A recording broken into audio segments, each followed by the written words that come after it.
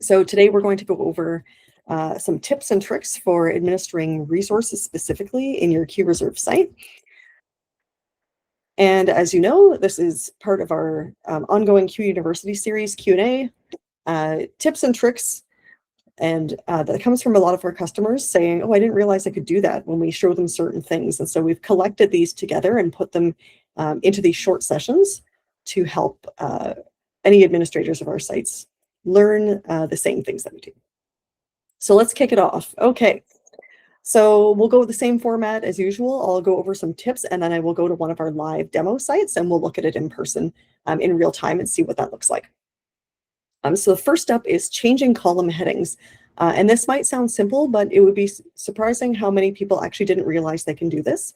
So when you're in your site, in the administration tab, and you look at your resources, you can actually change the columns that are there and what information is displayed. It's very easy to do. You're just going to go to administration and resources, and then you'll see whatever columns you last had set up will be showing. But if you click on that column heading, there's a little pencil icon beside the title. If you click on that, you'll be able to select from the drop-down menu of all the fields that we've got available to you with the resources. So there's a lot there.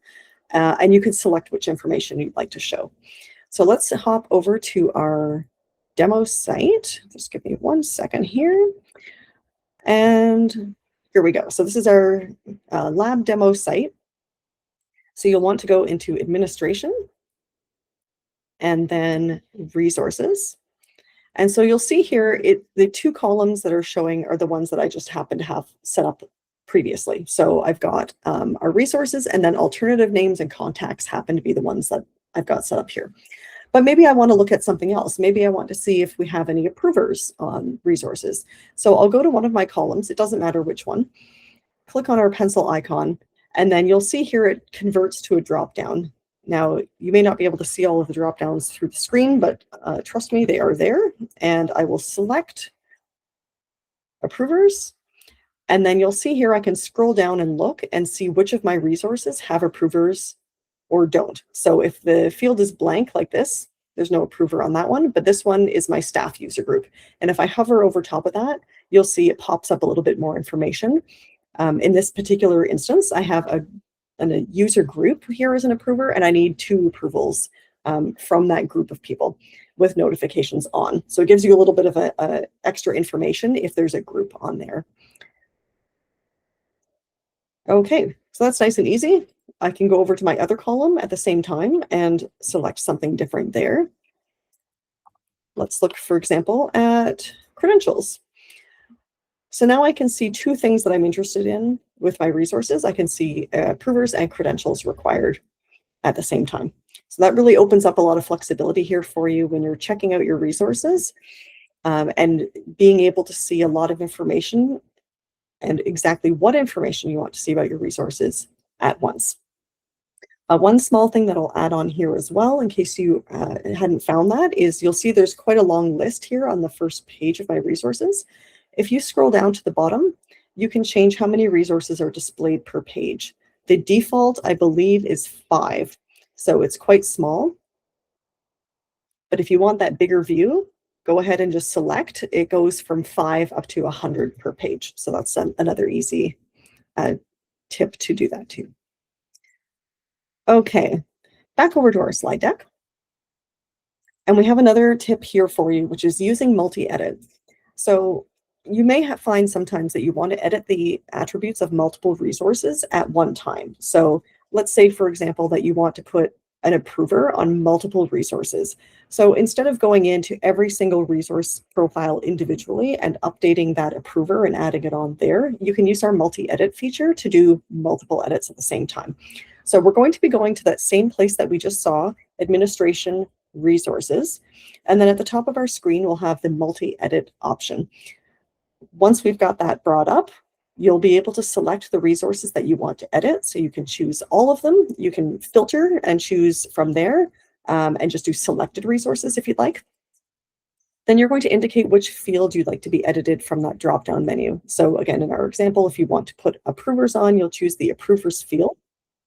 And then from there, specify what value you want to change it to. So when we're doing a multi-edit, we're going to be editing the same field and also applying the same value to all of those at the same time. So if you do have multiple approvers, for example, that you need to put on some on some resources and some on another, you're just going to do that twice, the process that we'll look at.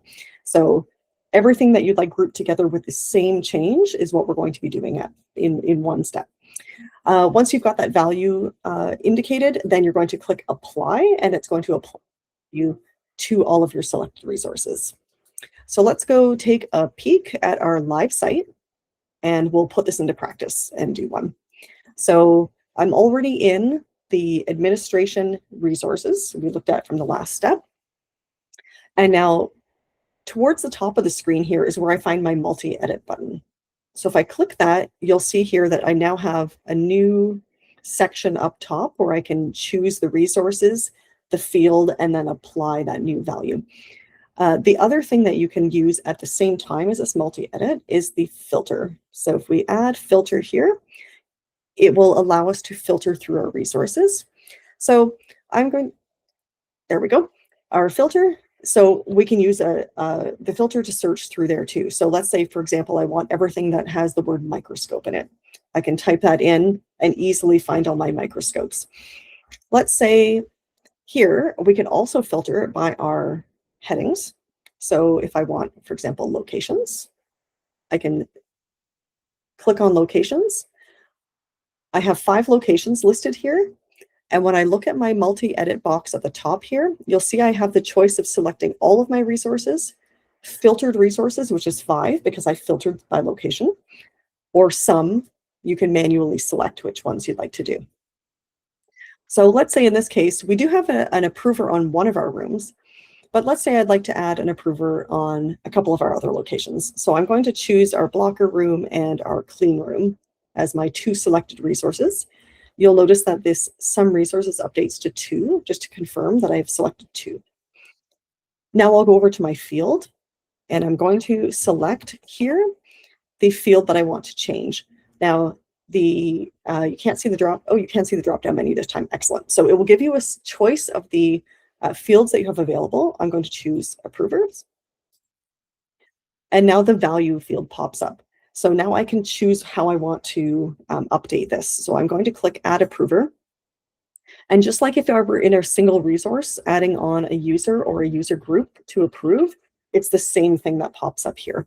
So if I want to say put a group on, I can choose my staff group. I'm going to select if I want any, all, or a specific number of people to approve. I'm going to say any in this case. And then we have a few other selections down here. Show user group name. We looked at that when we were hovering. We can auto approve all requests. I'm going to leave that off because I want our approvers to be able to manually have to go in and approve. And I want the emails on. So once I've selected all the attributes the way I'd like it, we're going to add that in. Okay, it pops up here. And if I hover, you can see what I've chosen there. And now the final step is to click apply.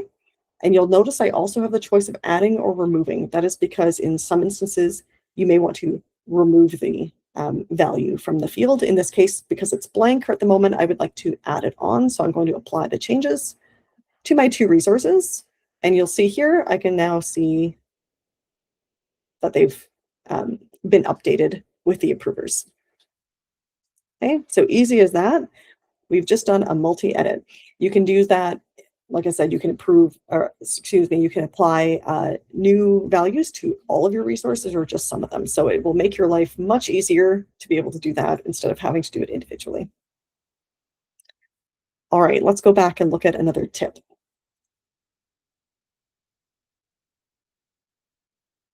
Okay, so our next one is creating resource categories. So creating resource categories will help give your users of your site a better experience because it will sort your resources on that front page, the main page that they land on, and make it easier to find what they're looking for quickly and easily. So how you organize your resources by category may differ depending on what type of organization you are. Maybe your users search for it by what room or what location the resource is in, or maybe they're looking by category like a microscope or a room. So you can choose your categories. It's a free-form text field. You can make it whatever you'd like. And then there are some ways of sorting it that we'll look at after as well. So again, you're going to go into that administration resources, same place we just were, and you're going to change your column heading like we learned in the first slide to display category. And then from there, you can change a single resource by typing it right into that category, or you can use the multi-edit that we just looked at to change multiple resources at the same time. From there, we have a couple extra tricks that I'll show you. We'll talk about them quickly now. You can force the order that your categories are displayed on your site page. So the default sort is alphabetical. You might not want them alphabetically sorted. You may want something like, say, your spaces, you want them at the top because maybe those are more frequently used and people are looking for them most often, and that's what you want at the top to make it easier to find. We can do that. So we can force it by using a capital letter A and a bracket and then a space before our category name. If we want something in the second spot, B with a bracket, C, etc. So we're just alphabetizing it by adding that onto the beginning. I'll give you an example and we'll see how that works in real time too. The other thing that we can do is create nested categories. So we can make subcategories within our main categories. Again, just a way of further refining our categories to make it easier for people to find things. If you have a large number of resources in your category and that user clicks the category and they get a huge list of resources to look at, it might be difficult for them to find what they need. But we can nest them, again, with subcategories underneath. Really easy to do. In your category, display category field, you're going to list it as the main category, space, / space, and then your subcategory. Again, I'll show you an example of what that looks like, but it's as easy as filling in the field like that. So let's bounce over to our demo site. And first I'm going to show what it looks like on our main page. So here we have what our site would look like to the users that come in. So here on the side, these are the categories that we're discussing here. So if I open one up, we've got lab equipment. You can see I've got lab equipment and then microscopes. Here's my subcategory that we've already done. But we have other categories like our other category just open. There's no subcategories in there. It's just a number of items that are listed. You'll also notice that at the bottom, we have what's called uncategorized. And there's a whole bunch of things in here. This is what you'll see if you do not put a display category into your resources. So they're just all going to get labeled under uncategorized. So that might be something to be aware of in your site. You may want to add a display category to them, or you can leave them and they'll all be put into this sort of miscellaneous category. Okay, so let's go into our administration and resources. And then I'm going to change one of my columns to display category so we can take a look and see. So here I have my display category column. I can easily look at my resources and see what they're listed under at the moment. Again, remember, it's just a free text field. You can type in whatever you'd like. So as an example, we have a number of spaces here, categories under space, other equipment, staff, lab equipment. So it's really easy to see that. If we want to update those, I can just, for example, this automated strainer, I can just click right on that field and enter a value by typing in the name of what I want to call it. Or I can use my multi-edit feature that we just learned about by clicking on multi-edit at the top and then selecting the resources that I want to change and updating the category through that. Okay, what I'm actually going to do now is show you how to get that category that we want up at the top. So I want to say put spaces up at the top. Let's say our locations we want to be at the top of our list. So to easily filter that, I'm going to go to locations. I'm going to turn on my multi-edit. Because I filtered by location, I can click on my filtered resources button because it's going to select all of my locations now. And what I want to do is change that display category field. So we're going to go up here into field and I'm going to choose display category. And then I'm going to enter my value. I'm going to put A, because I want it to be first, A bracket, space, spaces, and click set. Okay, so there's my new value. And I'm going to apply the changes to those 5 resources. So apply, I can confirm if I look down here, you'll see that my display category is now spaces. Okay, I'll just unselect those. And then let's go back to the main menu and see what it looks like. So you'll see here now my spaces is at the top. It won't show the letter in the category name, so you don't have to worry about that. It will only show the category name that you've put in.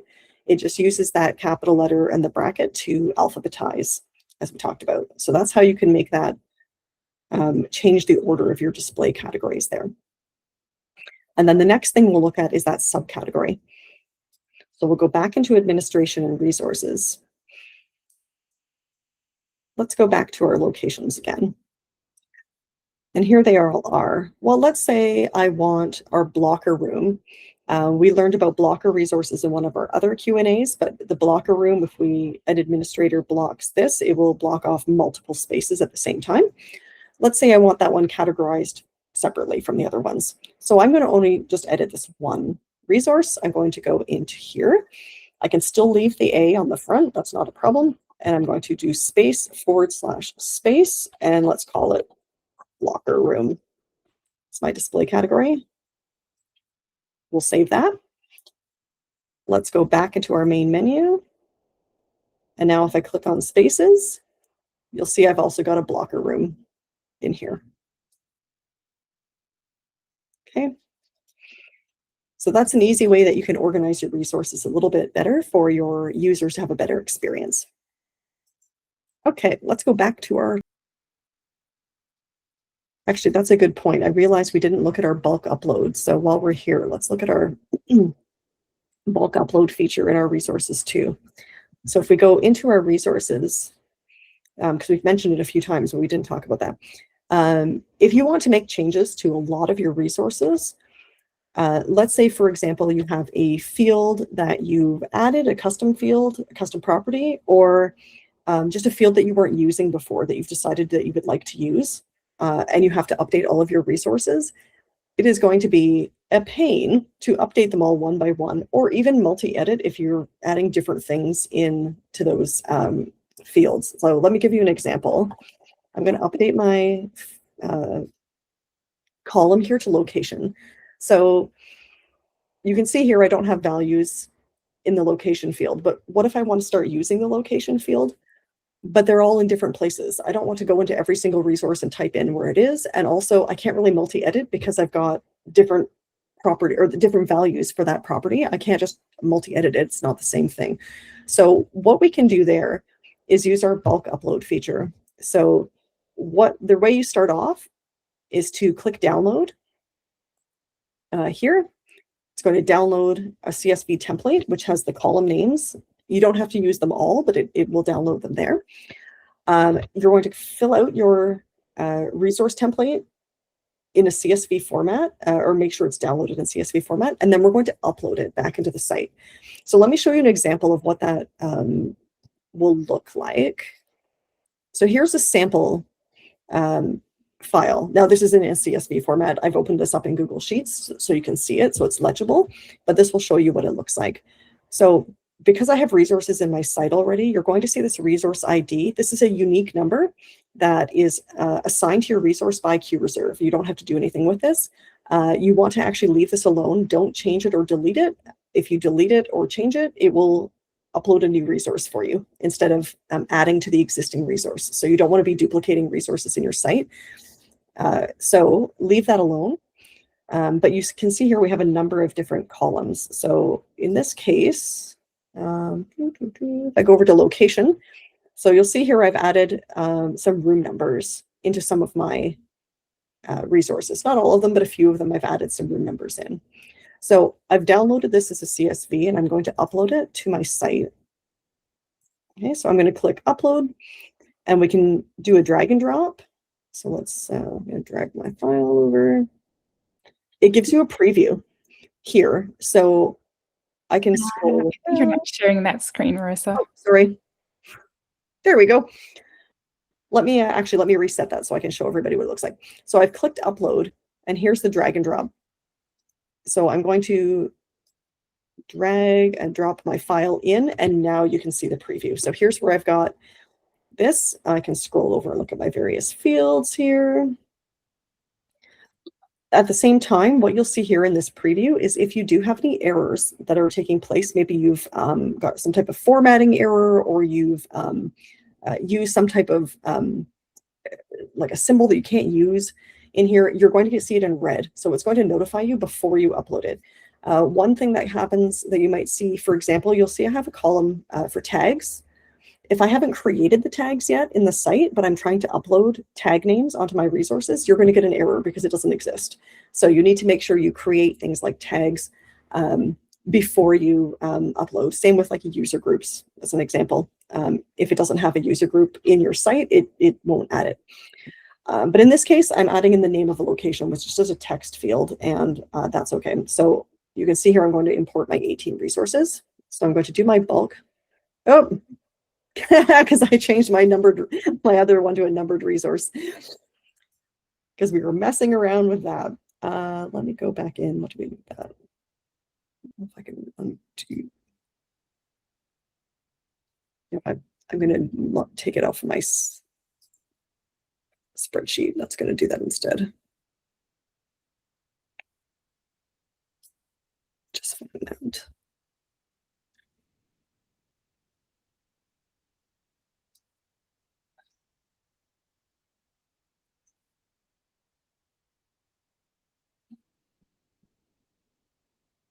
It is not on my spreadsheet. Okay. Well, in the interest of saving time and not doing that, the error is because I changed that resource before. My spreadsheet doesn't match because I did my spreadsheet before we changed that resource. So anyway, that is where the bulk upload is. There's an example of an error message that you're going to get. Without that, though, it will upload and it will add the values in that I had specified. So it will add the location values into my column, and then I'd be able to view it here in resources. So you can do that again with any of the standard fields that are in the resources. You can also, if you've added custom properties, which we covered, excuse me, in one of our other Q&As on site settings, we talked about custom properties. If you've added in your own custom property, you can just take the name of that property, add that as a column in your upload spreadsheet, complete the values in there, save as CSV, and then upload it, and it will recognize the name of your custom property and upload the values for you.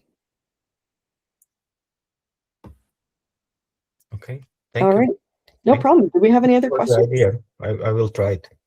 Okay, yeah, let us know how it goes. If you have any problems, you can contact us. I will share that. We've got contact information here in the slide deck. I'll send out the slide deck to everybody at the end of the presentation as well today. So everyone will receive the slides. We've got our knowledge base link, demo videos, and help ticket. Anything you have questions on, please feel free to contact us.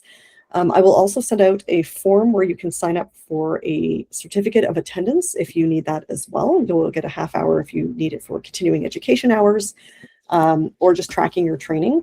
So you can fill out that form and let me know, and I will just need your name and email address, and I'll get that certificate sent out for you as well. All right. Thanks so much, everybody, for attending. The video will also be up on our QReserve website as well under QUniversity in the next, say by next week, we'll have that up as well. So you'll be able to reference it again.